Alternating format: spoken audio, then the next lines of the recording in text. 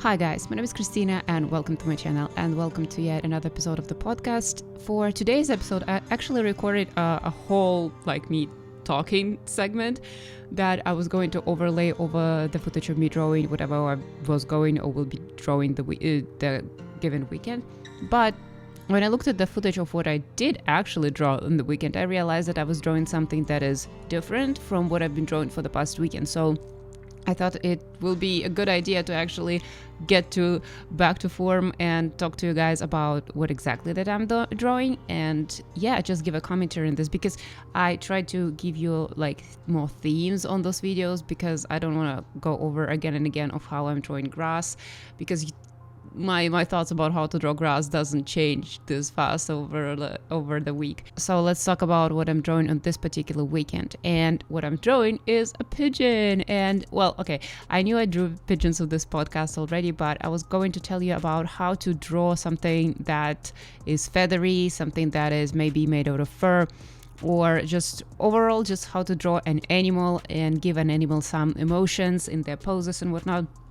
So let's talk about me drawing pigeon. And pigeons are a very important world building element of my world. They're messengers, as they used to be in our reality, but in Solana they are also very magical beings. They're able to remember absolutely everything you say to them. They're kind of mysterious in the way that they not fully physical. They part of them live in it's called sky, but more subconscious part of Solana. So there's a physical, real part of Solana, the reality that I'm writing about, and there is not like an underworld, but like a thought version of Solana, like the subconscious version of Solana. It's like a sleeping version of Solana. This is where the thoughts of everybody live, fears of everybody, dreams of everybody. So it's like, this is kind of what you access when you sleep. So it's like a realm of its own.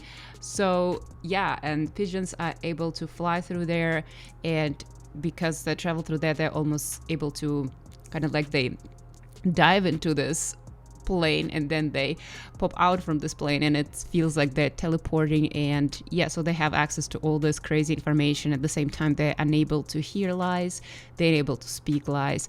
They're very unusual, and a lot of they're also very mysterious for Solanians themselves. Like, the inhabitants of the world don't necessarily know as much about pigeons, because they've been using pigeons, but nobody ever cared to ask why pigeons are doing what they are. Like, obviously some people would ask those questions themselves, but nobody actually found answers. And some pigeons don't even know a lot of things about themselves. So it's a lot of things about pigeons. And actually the first part of my story is the first arc is called Pigeon, and I have a character that is a pigeon too, and this character is not appearing as a narrator or POV character at first, but so as the story progresses, we realize that this character is becoming a POV. So so it's a lot of cool things about pigeons, and a lot of things that I came up with about who they are, what they are, and whatnot, that gonna be revealed further in the story. This is a lot of fun. So and that's why I have to draw a lot of pigeons in my story. And at this point, I really came to love drawing pigeons. It's when you start drawing something in your comic that's going to be appearing again and again and again, like certain clothes, certain hair, certain objects, certain animals, you better start loving drawing that, because otherwise you're going to be super, super miserable. And the secret to loving to draw something is to actually get good at drawing that, and just be very comfortable with the shape of this object or this person or this character, and understand the materials, understand the way they reflect light, the way they behave in life, understand the shape, all of that.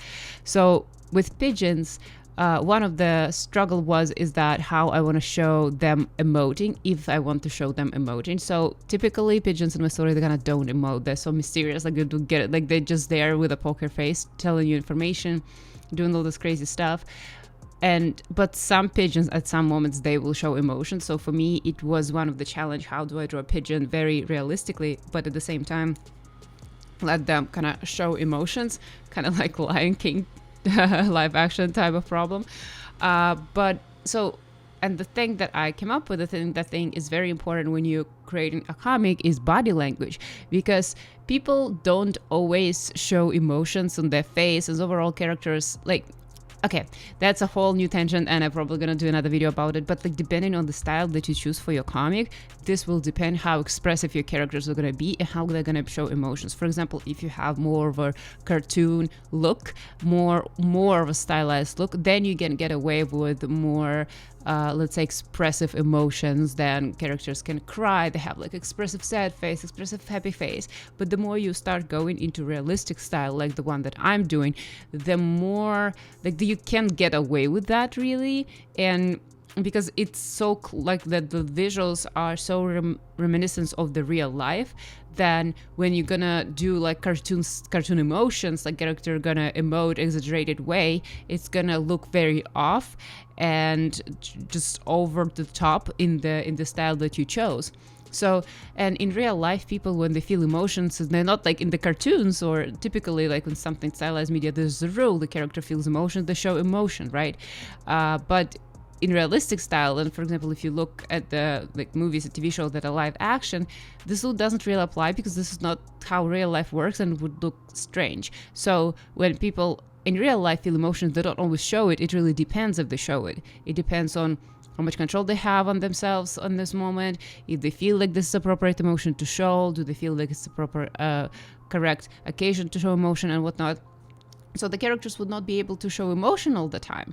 So, and the same for, especially for pigeon that doesn't, emote. So the answer is body language. Body language almost never lies. Body language gets a lot of information. You don't necessarily get very specific information, but like what exactly character is feeling. But you can say, are they comfortable, they're uncomfortable, what direction are they going, what direction they want to go, like what they're looking at, what holding their attention. Are they confident? Like, are they nervous? Like, you can get all of that from body language. So for me, when I'm drawing pigeon, the first thing first is realizing the body language, how the body language will work to communicate what those characters are doing. And a lot of things about pigeon's body language, like body movement first would be like, well, they're flying from where to where. And that's very important to, for example, the moving objects in the static media, right? In the comic where all the panels are static. So one of the way to like that I need to always like keep in mind is like I need to give readers information how things are moving in the scene, even though things are not moving in the scene, but people need to understand. So pigeons coming and going, flying, landing, taking off, what direction are they going? Because like, for example, the pigeon arriving, it means that you have a message. Basically, it's like ding on your phone, right? And when the pigeon is taken off, it means you're sending this pigeon off with a message. So that's why it's like one of those things are very important. Instead of your stating in text that, oh, you send a message, you have to have those movement of the pigeon, the body language of the pigeon, to just for reader to realize through the context what's happening. Like show don't tell, pigeon took off. You see that the message been sent, you see that the person dismissed the pigeon, instead of saying that you just sent a message to somebody, kind of like those small things. So in this case, body language and what pigeons are doing are very important. And and overall, just keeping in mind. So in this particular like panel, you see like pigeon is landing. So he's like breaking with his wings and he has his paws extended to grab on. And this is something that, gonna show the movement and make things look realistic. So while I'm actually drawing the texture of the pigeon, let's talk about it. I'm gonna be drawing magical effect on this guy too. But the thing is, when drawing anything like real life, you always need reference. I like there is a lot of, sometimes some people are very good with reference. Some people think that there is reference like a copy, something like this. I know like when I was growing up, like when digital media just started up and when you can put a reference really side by side with your drawing, it was considered like almost a cheat. Oh my God, you're cheating because you have reference right there. It's a digital media in real life. Like when you have to draw with your paints, you have to look and, it was a lot of weirdness because when I started drawing digitally, digital drawing was still, at least in Russia, was still a new medium. And me being trained in traditional art, very strongly trained in there, like there was a conflict. My teachers didn't understand what the hell was doing. They thought it's cheating, whatnot. So, but I would say nothing teaches you better than references, and just being in the field that I am, like my day job, I work in VFX. I do backgrounds for movies, some textures for movies, like concepts for movies. And currently, like I've been promoted to a lead position. So it means I have to give notes to other artists and make sure they get things right. So I can pass them along and I can give them notes to get them to have things right and looking correct.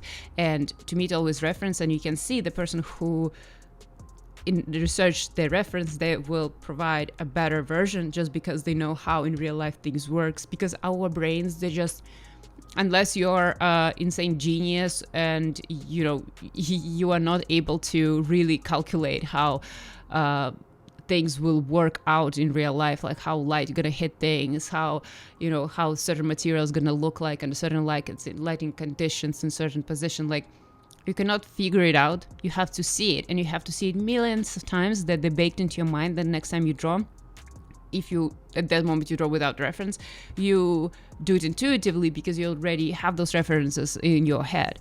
But and like I know, like for example, certain things for me that I've been drawing again and again and again and again and again and forever, I don't need references most of the time, unless it's like a certain situation, like a certain pose, a certain something, because I drew it so many times using so many references already, like I already know how to draw this. So references are very important, that really help you to become stronger artist and do a more correct thing. So the first thing to draw something like feathers on a pigeon is have a pigeon of the same color like you see, and then you see how each feathers work, and then don't think about something like a pigeon as being something simple. There is nothing simple in this world. Everything in this world is so beautiful and complex and has everything and all this nuance that makes things what they are. And you can draw a wing, but the pigeon wing and, for example, an eagle wing is two different things. It's not enough to learn how to draw a wing.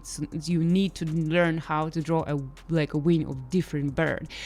Proportions of the feathers, the pattern of the feathers, like something that you see I'm drawing, like the inner pattern of the feathers, how they work, how they go around the bone, how they go around the muscle, how they evolve. There are different type of feathers in the like a wing. Think about, it's like our mouth has different type of teeth that do different type of purpose. Some of them kind of bite things out, and some chew and grind, and and canines, and like they have their own purpose. So it's like, think about the same feathers in a bird's wing. Each feather has their own role. Some feathers are protect certain areas. Some feathers help the bird to lift. Some feathers have help the bird to turn. And the way like the even feathers move, like it's good to learn, like the moves with the birds, like every time they flip their wing up and down, the feathers actually rotate, because they have to create kind of like the air in between them when the bird lifts the wings up, so then the bird doesn't like push from the air and dives down. So it's like when the bird flips the wings down, they're all spread out, but when the bird flips the wing up, the wings turn to let the air go through. So this is why the birds fly differently than the butterflies, who don't have this air going through mechanism, right? So learning all of this is very important, and once you understand the shape, you can now play with the shape in your particular situation. Like, see how I'm starting to choose where to put highlights, where to put shadows, how to reinforce the shape. So what I'm doing is not copying the shape that I'm seeing necessarily on the reference. What I'm doing, I'm looking at the reference. Reference helps me understand what type of shape it is, and then after understanding what type of shape it is, I can draw this shape and I can reinforce it. Because when you're drawing something, the best thing that you can do to make your drawing look correct, better, stronger, is kind of like reinforce it a little bit, emphasize the shape a little bit, make certain edge, like the certain like curve of the shape more contrasting, make it more noticeable. That really helps, because unless you draw something extremely photoreal, when people, because like how eyes work, when we look at something, our eyes actually don't see everything. It's like, you can look it up on the internet. It's really fascinating. Our eyes are not as good as we think. Our eyes don't give us all the information that we see. When you look around, what you think you're seeing, it's not what you're seeing way less. It's your brain actually reconstructing everything, because as you look around your room, you saw your room already several times, and your brain kind of knows what information is there. They know elements in the room and whatnot. So your brain, a lot of the time, fills in the information that your eyes didn't see, because our eyes are not that great actually. And it feels to us like we're seeing it, but in fact, it's like software support from our brain. That's why when we see something that we never have seen before, or we see something in a dark room, or something like when something like so unusual that we're seeing, it's like sometimes we just absolutely cannot figure out what we're seeing at all. It's just because our brain like has like goes offline. It doesn't know, it cannot provide.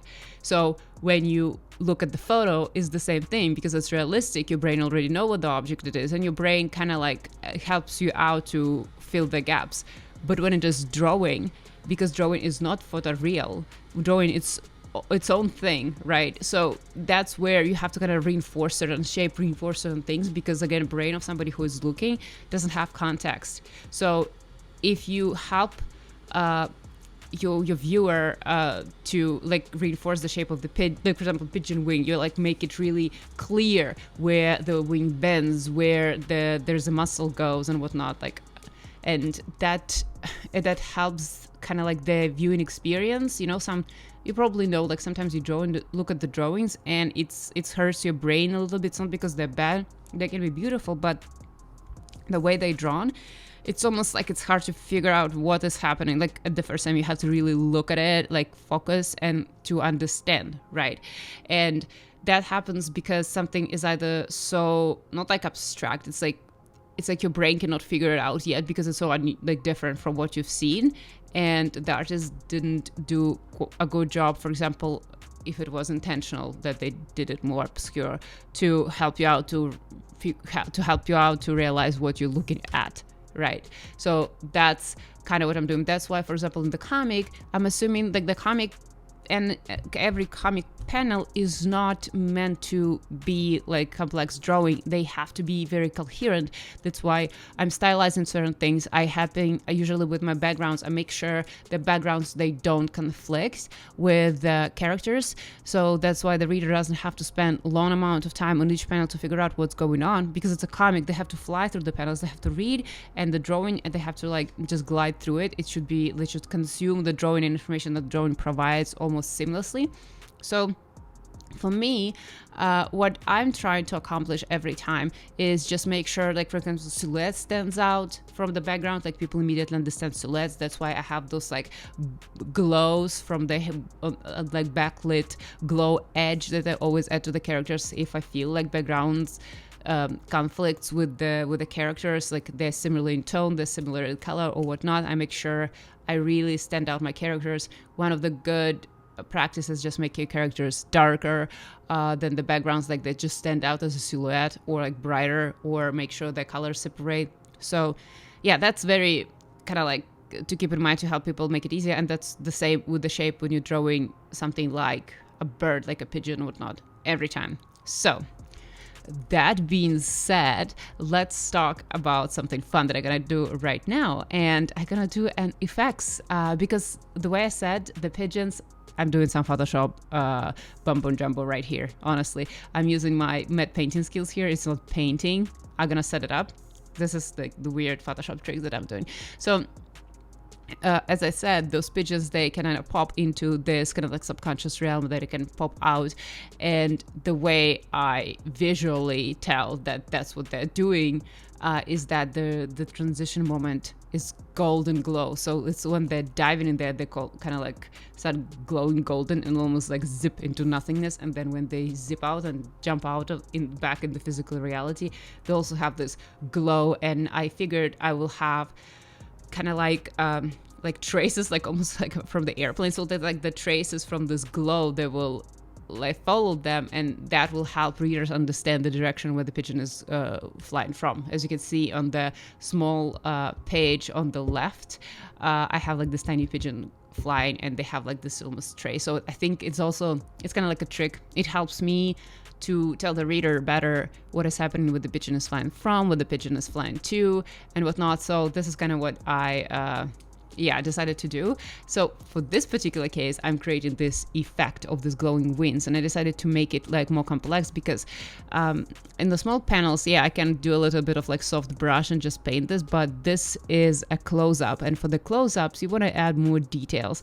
And adding more details is not necessarily means adding like microscopic details, like, going and adding like all the small like hairlines of follicles, whatever, to the each feather. That was a mistake that I was doing as a newbie digital painter, because in digital you can really zoom in like insane. So I thought, amazing, I'm gonna zoom in like crazy, and I'm gonna add all the tiny hairlines, all the pores, all the blackheads, everything to make it so realistic. But the thing is, drawing doesn't work this way. It doesn't work right like real life. Like the more details you add, the more microscopic details you add, the better it's gonna look like.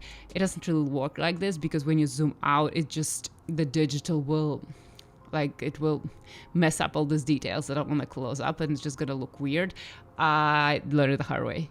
But basically, still, when you do something like a close-up, you would want to make it interesting. And when I say like add details, that's kind of what I mean. Make it interesting. In this case, with those feathers, it's like add more details. It's like not like details. Like when I say add more details of how this golden thing attaches, it's not to add more like microscopic details, but more nuance and more story, like more nuance. Let's say more nuance. So if you see, like, for example, on the image on the left, when we have like this one lone pigeon flying, there is no nuance really. It's saying like, well, the pigeon, the kind of like feathers kind of glow golden, and the kind of yellow, and they have this trace. That's it. That's what image is saying. What I'm doing in this particular one is that I'm adding information about how this golden glow appears, how those feathers are being lit up, like not like they're glowing themselves, like how, like all the details in the way, like nuance. So I'm saying no, not all the feathers like glowing uniformly. There is just a pattern to it, just to make it more interesting, to add more breakouts, make add more nuance. Like it's not uniform. It's just to add this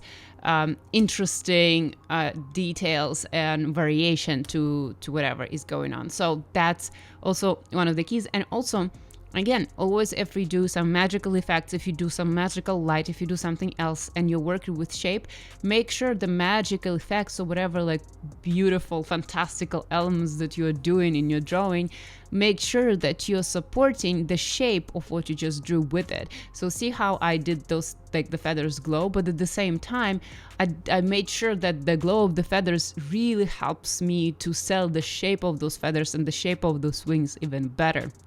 So this is kind of something that you always have to keep in mind. You don't want to ruin your own achievements or whatever you did with your drawing with some magical element. Like just constantly, I think the most important thing to think when you're drawing something, especially the comic, again, like talking about coherent things, talking about your reader immediately understanding what's going on. The most important thing is like shape and how the shape is lit, how the light is hitting the shape. So every time you're drawing any effect, anything, this is, I think, like just make sure it's take it as an opportunity to sell it. Like for example, now I'm decided to add this like interactive lighting, like this glow on Julia's face, because that's, I just thought, first of all, that's gonna be interesting. It's gonna add some interest to the face. It's gonna separate the character from the background even more. And it's my opportunity to emphasize the shape of Julia's face, right? So when I'm doing this, I don't think about this just cool, right? I'm gonna do something that's gonna look pretty cool. Think about something that is gonna kind of show whatever you already did in better light. In my case, literally in better light. Get it? Oh gosh. But so make sure you help yourself out with all those elements. So so this is like quite a lot of friends for today about drawing this panel. And I think I've finished with that actually. And now I'm drawing another panel with this pigeon already being sitting up. I'm gonna still add a little bit of elements to the pigeon's tails and whatnot, but the trick is I wouldn't be doing this on the weekend. So this would be a time for us to wrap up. So thank you so much, guys, for watching. I think I'm gonna leave the video that I prepared for the what's supposed to be like what I was talking. I was actually talking about diversity. I was talking about the big topic in the room. So, but I decided that this weekend we can I can actually talk about what I'm actually drawing, and I think what I'm gonna be talking about this podcast. Like, I wanna, obviously the main purpose is me to show what I'm doing, how I'm doing, and give you guys some insider information on how it's going and whatnot. But at the same time, sometimes I'm drawing something that I drew already many times and you guys saw. I want to just talk about some other topic on the top, and I realized I don't want to commit myself to either or. So thank you so much, guys, for watching. I hope you're having a good weekend. We have a long weekend here in Canada, and I still have a weekend even though it's Monday. So thank you so much for watching, and I hope to see you in my next one. Thank you so much, guys. Bye.